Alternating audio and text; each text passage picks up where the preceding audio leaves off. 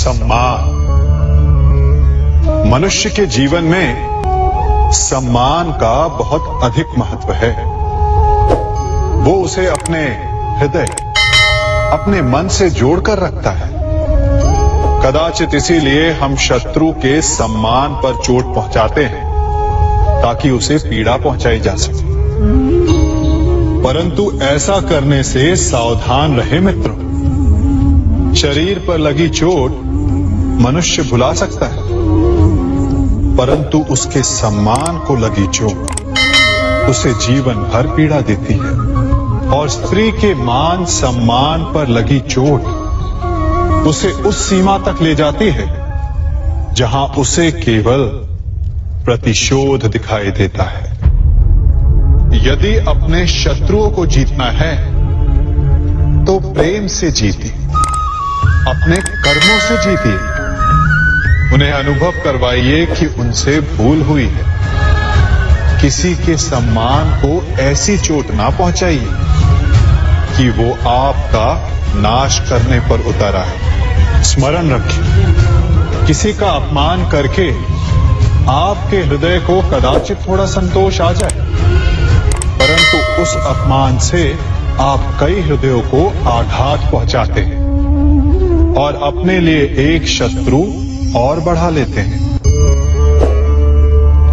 हम सब शीघ्र ही सफलता चाहते हैं, ढेर सारी संपत्ति और सुख चाहते हैं, और ऐसे में कई बार हम छोटे मार्गों का चयन कर लेते हैं।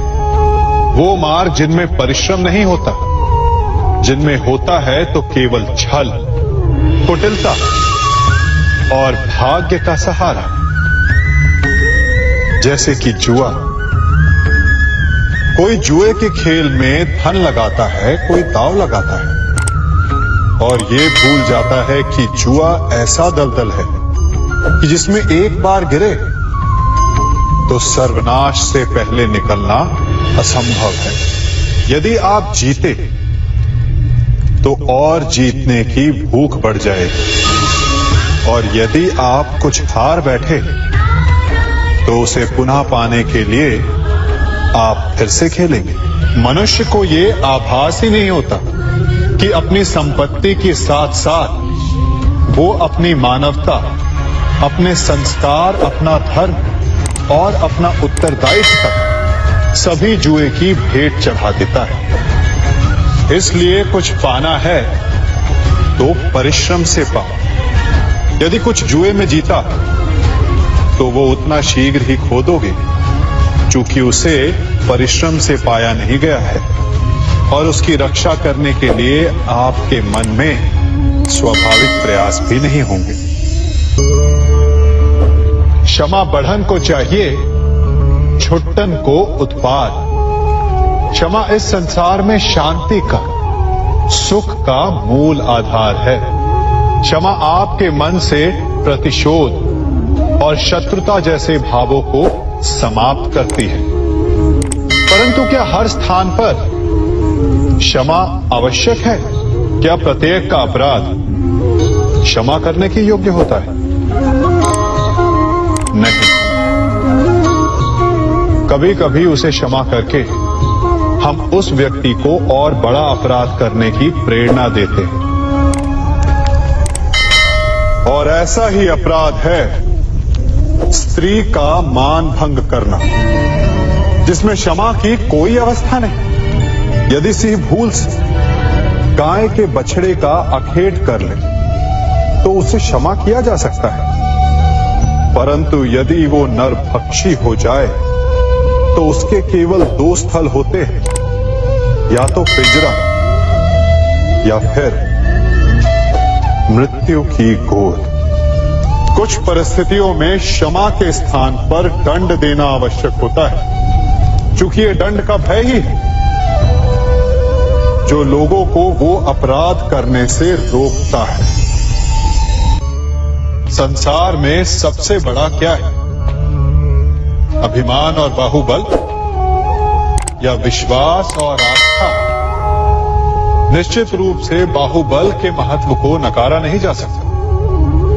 मनुष्य अपने बाहुबल से पर्वत को मैदान बना सकता है, सागर सुखा सकता है, मरुस्थल में नदियां बहा सकता है, परंतु बाहुबल को सहारा होता है विश्वास का।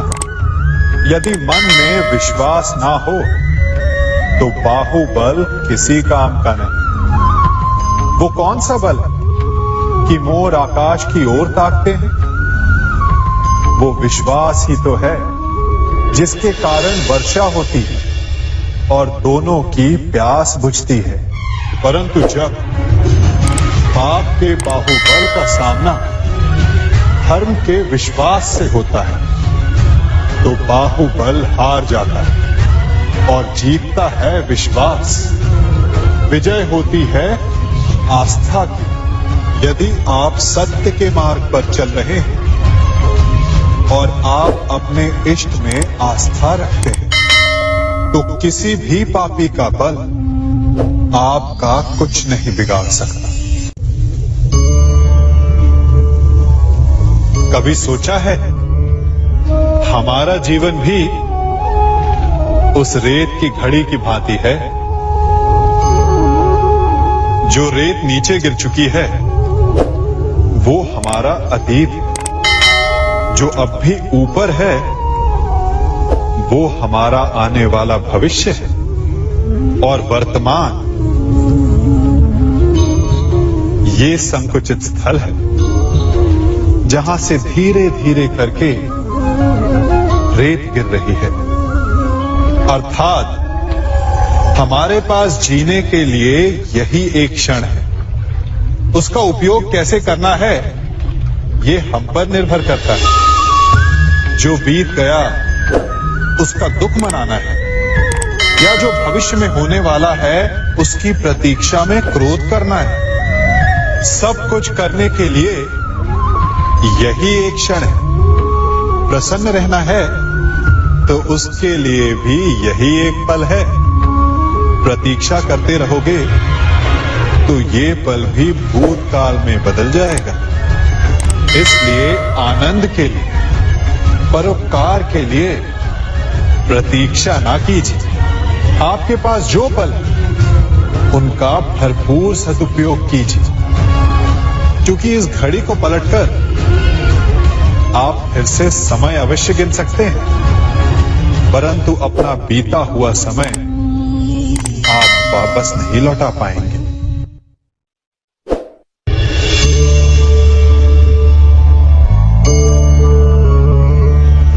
मनुष्य के जीवन में संतान का बहुत महत्व है।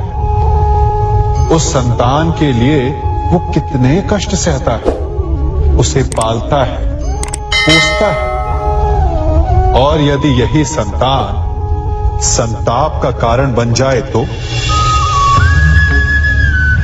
क्या ये उसका दोष है? अधिकतर ये दोष हमारे लालन पालन का होता है। बचपन में बालक के हठ को मानकर हमें आनंद की अनुभूति अवश्य होती है, परंतु धीरे धीरे अपने बालक के हठ को मानकर उसके हठ के दास हो जाते हैं। एक हठी उद्दंड और असंस्कारी संतान उस सूखे वृक्ष के समान होती है कि यदि जिसमें आग लग जाए तो वो सारे वन को भस्म कर डाले।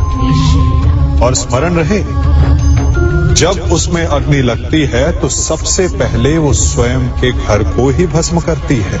इसलिए जब आवश्यकता हो तो अपनी संतान के हठ का विरोध करें, उसे रोके, क्योंकि यदि समय रहते ऐसा ना किया गया तो भविष्य में इस समस्या के परिणाम गंभीर हो सकते हैं।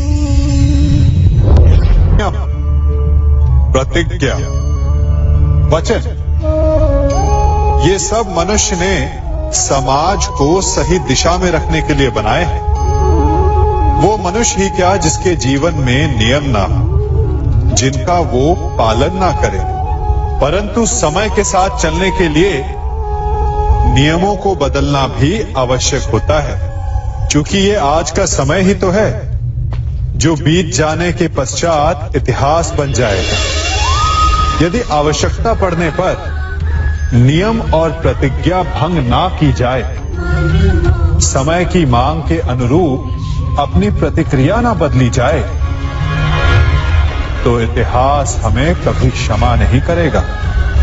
आवश्यकता पड़ने पर आपकी तोड़ी हुई एक प्रतिज्ञा, एक बंधन कभी कभी पूरे मानव इतिहास को बड़े विनाश से बचा सकता है। इसलिए नियम, प्रतिज्ञा, वचन कुछ नहीं, कुछ है तो केवल समय, जिसके अनुरूप चलने वाला ही सफल हो सकता है। कभी किसी पक्षी को घोंसले की नींव बनाते देखा है? अथक परिश्रम करके तिनका तिनका बिटोर कर वो पक्षी अपना घोंसला बनाता है, अपनी संतान के लिए एक सुरक्षित घर बनाता है। और फिर कहीं से तीव्र आंधी आती है, भारी वर्षा होती है और उसका घोंसला तिनका तिनका करके बिखर जाता है। फिर वो पक्षी क्या करता है? वो रोता नहीं, ना ही विलाप करता है। वो बिना विलंब करे फिर से अपना घोंसला बनाना प्रारंभ कर देता है और सफलता पाता है। फिर हम क्यों छोटी छोटी असफलता से भयभीत होकर परिश्रम करना छोड़ देते? एक बात सदा स्मरण रखिएगा, हर वृक्ष कुल्हाड़ी की एक मार से नीचे नहीं गिरता, हर चट्टान घन के एक प्रहार से नहीं टूटती। सफलता पाने के लिए अनावरत परिश्रम करना ही मात्र एक मार्ग है। स्वीकारण, सत्य का स्वीकारण मनुष्य के लिए बहुत ही महत्वपूर्ण है। जब तक मनुष्य सत्य को स्वीकार नहीं करता, उसे असत्य से लड़ने की शक्ति प्राप्त नहीं होती। जब आप भोजन करते हैं तो क्या होता है? आपका पेट स्वीकारता है कि वो भर चुका है और आप भोजन करना बंद कर देते हैं। जब आपको निद्रा आती है तो क्या होता है? आपका मन स्वीकारता है कि आपका शरीर थक चुका है और उसे विश्राम की आवश्यकता है। उसी प्रकार जब आपको किसी व्यसन को रोकना हो तो आपको स्वीकारना पड़ता है कि बहुत हो चुका, चाहे वो लालच हो या मदिरापान। उस व्यसन का त्यागना तभी प्रारंभ होता है जब आप ये स्वीकार कर लेते हैं कि आप उस व्यसन के बंधन। संसार का सबसे बड़ा पाप क्या है? असत्य बोलना, हत्या कर देना, चोरी करना या किसी का अपमान करना। संसार का सबसे बड़ा पाप है किसी निर्बल को सताना, और संसार का सबसे बड़ा दंड भी उस निर्बल के मुख से निकली हाय है। आप देख रहे हैं मैं क्या कर रहा हूं? मैं लौह पिघला रहा हूं और ये लौह पिघलता है इस चमड़ी की बनी धूनकी से निकली हवा से। तनिक सोचिए, एक मृत पशु की खाल से बनी धूनकी इतने कठोर लोहे को भस्म कर सकती।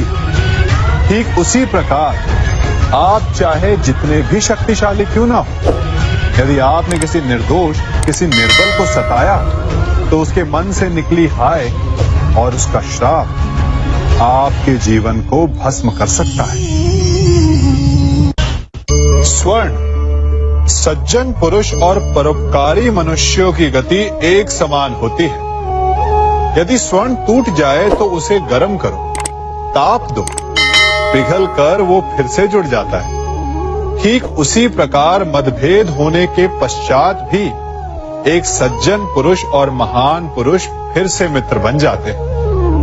परंतु दुर्जन दुष्ट माटी से बने लोग उस पके हुए मटके के समान होते हैं कि जिनमें यदि एक बार दरार आ जाए तो वो स्वयं ही स्वयं का सर्वनाश कर लेते हैं। इसलिए मित्रता केवल सज्जनों से ही करें ताकि मतभेद ना हो। दुष्टों का समूह अपना नाश स्वयं ही कर लेता है।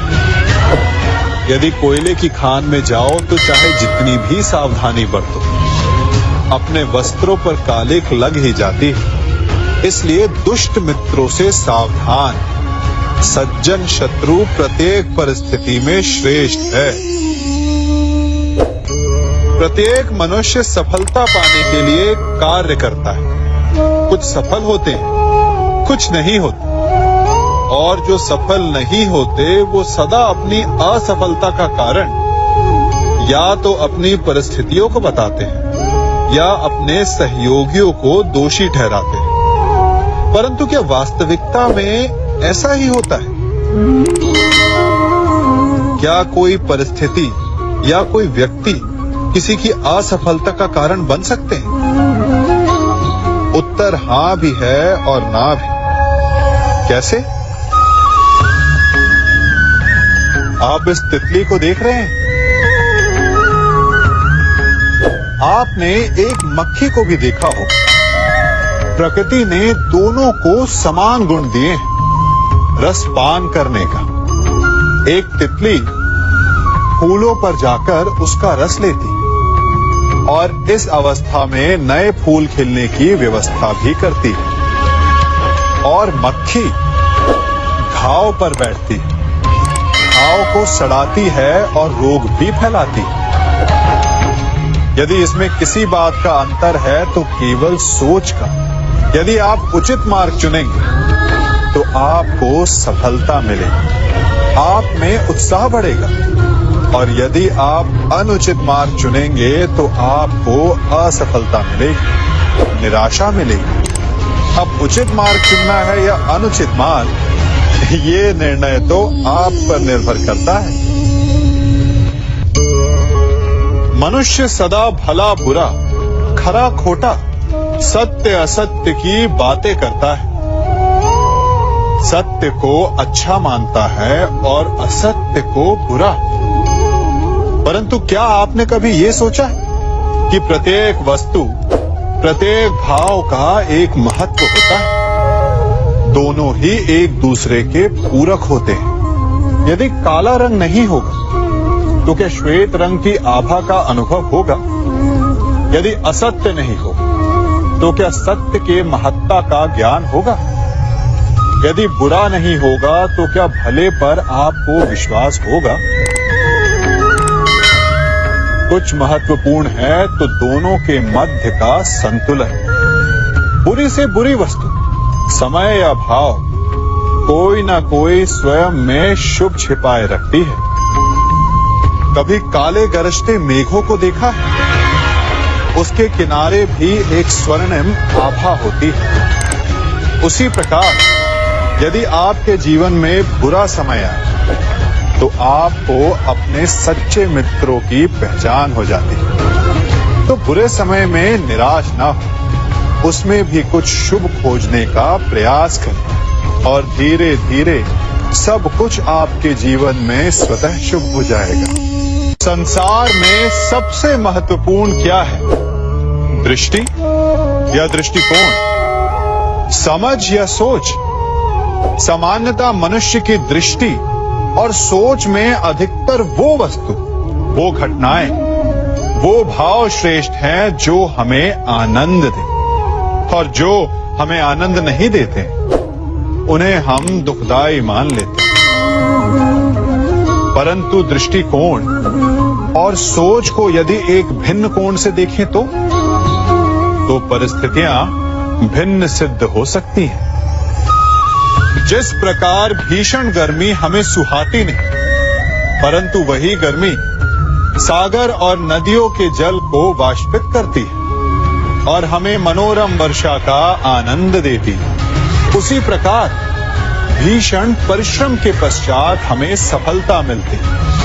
वर्षा के पश्चात हमें हमारा लक्ष्य मिलता है। तो सदा स्मरण रखिएगा कि दुख और पीड़ा से भागे नहीं, क्योंकि यही भविष्य में आने वाले सुख का मूल है।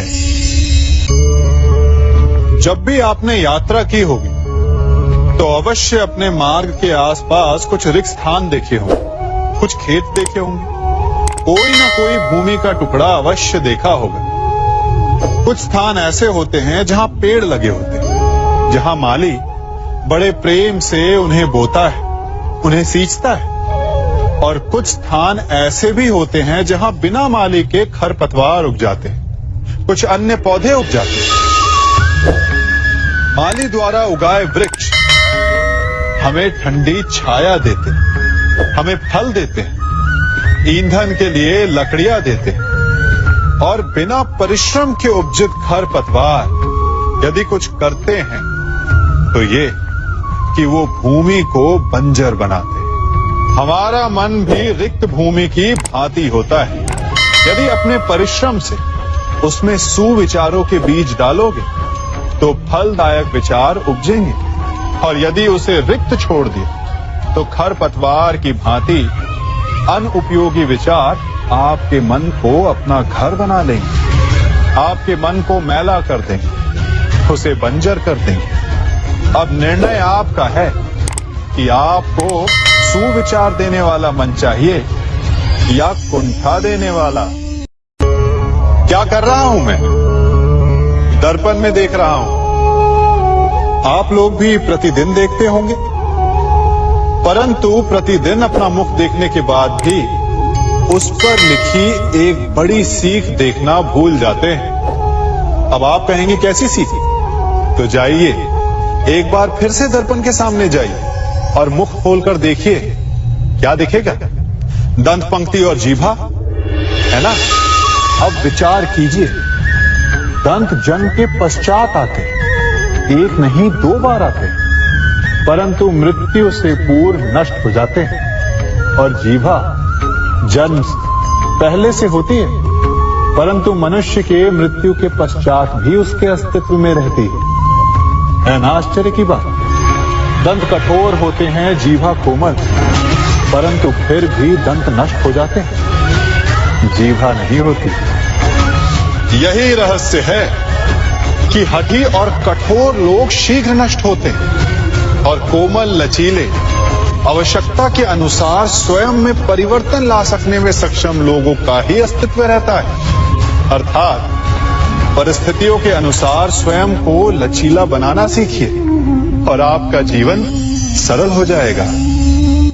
संबंध एक सहारा होता है जीवन का, और संबंधी वो होते हैं जिनसे आवश्यकता पड़ने पर सहायता मांगी जा सके, जिन पर विश्वास किया जा सके कि बुरे समय में वो हमारे काम आएंगे। कभी ऐसा भी हुआ होगा कि आपके पास कोई सहायता मांगने आया, या ऐसा भी हो सकता है कि आप किसी के पास सहायता मांगने गए हैं। परंतु प्रश्न ये उठता है कि क्या केवल किसी के मंतव्य में उसकी सहायता इसीलिए कर देनी चाहिए क्योंकि वो आपका संबंधी है? अब आप कहेंगे कि ये कैसा प्रश्न हुआ? तनिक सोचिए, एक अस्त्र बनाने वाला जब अस्त्र बनाता है तो ये अस्त्र किसको देना है उसका अधिकार उसी के पास होता है। वो चाहे तो ये अस्त्र किसी को भी दे सकता है, वो एक सैनिक को भी दे सकता है या एक डाकू को भी, और यही अस्त्र 2 भिन्न कार्य कर सकती है। यदि डाकू के हाथों में आ गई तो उसका भय दिखाकर वो लोगों को लूटेगा, निरपराधों का रक्त बहाएगा। सहायता करने वाले की भी अवस्था ऐसी ही होती है। इसलिए किसी की सहायता करने से पूर्व ये विचार कर लेना आवश्यक है कि किसे क्या, कब और कितनी सहायता देनी चाहिए कि उसका दुरुपयोग ना हो। यदि आपकी सहायता से कोई अधर्म हुआ तो उसके उत्तरदायी आप ही होंगे।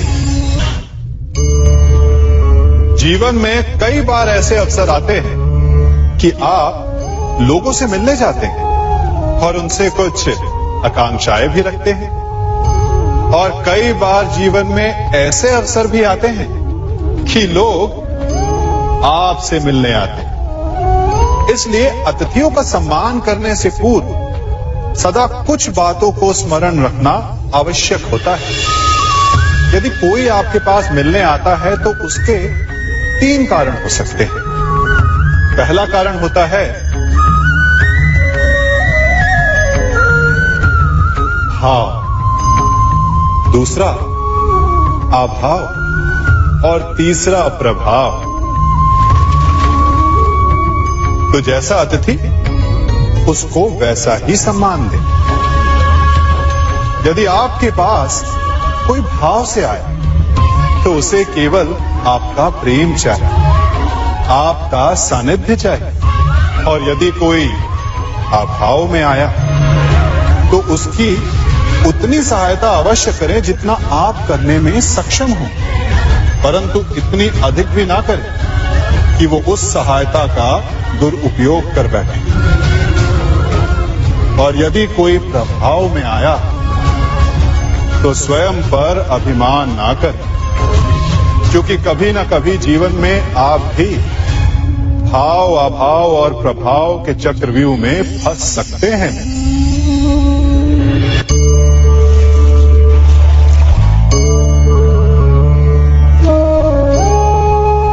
यदि जल को मुट्ठी में कसकर बांधें तो जल कैसे अपना मार्ग बनाकर निकल जाता है? इसी धारा की भांति यही अवस्था हमारे अपनों के साथ भी होती है। अधिकतर हम जिनसे प्रेम करते हैं, हम सदा उन्हें अपने समीप रखना चाहते हैं, स्वयं से दूर नहीं होने देना चाहते। चिंता करते हैं, भय खाते हैं कि कहीं उनके साथ या उनसे कुछ बुरा घटित ना हो जाए। और ऐसे में हमारे अपने ही हमसे दूर हो जाते हैं, ठीक मुट्ठी में बंधे जल की भांति। इसलिए जिनसे आप प्रेम करते हैं उन्हें स्वतंत्र कर दीजिए, उनकी सोच को स्वतंत्र बनने दीजिए, उन्हें अपने मार्ग स्वयं ढूंढने दीजिए, क्योंकि आप सदा उनके साथ उन्हें मार्ग दिखाने के लिए नहीं रहने वाले। इसलिए अपनों के साथ अवश्य रहें, परंतु उन्हें बांधे नहीं। जन्म के पश्चात बालक जब पहली बार अपने नेत्र खोलता है तो उसका मन उत्सुकता से भरा हो कि ये संसार क्या है, उसे क्या दिख रहा है। ये उसके जीवन का नया आरंभ होता है। परंतु जैसे हम धीरे धीरे बड़े होने लगते हैं, अनुभव अर्जित करते हैं, हमारे मन की उत्सुकता, हमारे जीवन का चाव होने लगता है।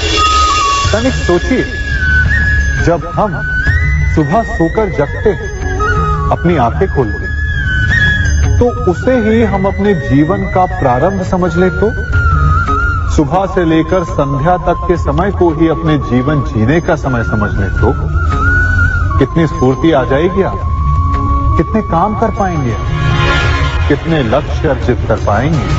पलों से मिलकर घड़ी बनती, घड़ी से मिलकर प्रहर, प्रहर से मिलकर दिन बनते हैं और दिनों से माह और वर्ष। यदि आप अपना हर पल, हर प्रहर विश्वास से जिए, हर दिन उत्साह से जिए, तो आपका संपूर्ण जीवन सार्थक हो सकता है। मनुष्य अपना जीवन विश्वास पर जीता है, परंतु विश्वास किसका? तनिक सोचिए, किस पर विश्वास है आपको? महापुरुषों की कही बातों पर, ग्रंथों में लिखे ज्ञान पर, माता पिता की सीख पर, या मित्रों के दिए गए निर्देशों पर, या फिर मेरी कही बातों पर? ये सब विश्वास अपूर्ण है जब तक आपको स्वयं पर विश्वास ना हो। यदि विश्वास करना है तो पहले अविश्वास करने के विज्ञान को भी सीखना चाहिए। आप किसी की बातों पर विश्वास न करें, आप अपने मन से पूछें, अपनी अंतर आत्मा से प्रश्न करें, और जो उत्तर मिलेगा वही सबसे उचित होगा। जब आप अपने मन, अपनी अंतर आत्मा पर विश्वास करना सीख जाएंगे तो नीति, ज्ञान सब आपके भीतर से स्वतः उमड़ेगा। और यदि आप स्वयं पर ही विश्वास ना कर पाए तो धर्म ग्रंथों में लिखे श्लोक, महापुरुषों की वाणी माता पिता की सीख या मित्रों का निर्देश कोई भी लाभ नहीं दे पाए। एक पिता होने के नाते आप अपनी संतान के लिए क्या करते हैं? उसके लिए बहुत सारी सुविधाएं जुटाते, बहुत सारा धन कमाते हैं ना? और क्या आपको ऐसा लगता है कि यही उचित है आपकी संतान के लिए? इस पंछी को देख रहे हैं? ये भी संतान को जन्म देता है, उन्हें पालता है, पोसता है, उड़ना सिखाता है और भोजन का प्रबंध भी करना सिखाता है। परंतु उनके बड़े हो जाने के बाद उनके लिए अलग से घोंसला नहीं बनाता। क्यों? क्योंकि यदि इसने संतान को सब कुछ करके दे दिया तो संतान क्या करेगी? वो अपनी संतान को तब तक भोजन कराता है जब तक उसकी संतान स्वयं भोजन का प्रबंध करने में सक्षम नहीं हो जाती। और उसका लाभ ये मिलता है कि उसी की भांति उसकी संतान आत्मनिर्भर बनती है। इसलिए अपनी संतान को उतनी ही सुविधाएं दें जितनी आवश्यक है। मोह को त्यागें। आपका उनसे मोह उन्हें कभी आत्मनिर्भर नहीं बनने देगा। अपनी संतान को कर्म करना सिखाइए। यदि आपकी संतान कर्म करना सीख गई तो वो धन स्वयं कमा लेगी। और यदि वो आलसी, अकर्मण्य बन बैठे तो आपके संचित धन का भी नाश कर देगी। संसार में सबसे बड़ा संबंध कौन सा है? अब आप पूछेंगे कि ये कैसा प्रश्न हुआ? इसका उत्तर तो बड़ा सरल है, यही ना? परंतु इस प्रश्न के भी कई उत्तर हैं। कोई कहेगा माता और पुत्र का संबंध, तो कोई कहेगा पिता पुत्री का संबंध, तो कोई पति पत्नी का, और तो कोई भक्त और भगवान का संबंध। परंतु तनिक गहराई से देखेंगे तो पाएंगे कि ये सारे संबंध या तो जन्म से जुड़े होते हैं, या समाज में बना दिए जाते हैं, या फिर किसी आकांक्षा के चलते बनते हैं। तो सबसे बड़ा संबंध कौन सा होता है? उलझ गए ना? सबसे बड़ा संबंध होता है मित्रता का, क्योंकि मित्र हम स्वयं चुनते हैं, जिसमें ना कोई आकांक्षा होती है, ना ही कोई स्वार्थ छिपा होता है। यदि कुछ होता है तो केवल साथ का आनंद। अपने बीते दिनों को स्मरण कीजिए। जब आप घर से बाहर निकलते होंगे तो सबसे पहले किसका स्मरण होता था? मित्र का। परंतु जैसे जैसे मनुष्य बड़ा होता जाता है, सफल होता जाता है, मित्र छूटते जाते हैं और फिर वो अपनी आय, अपने जीवन के स्तर के अनुसार मित्रता करने लगता है।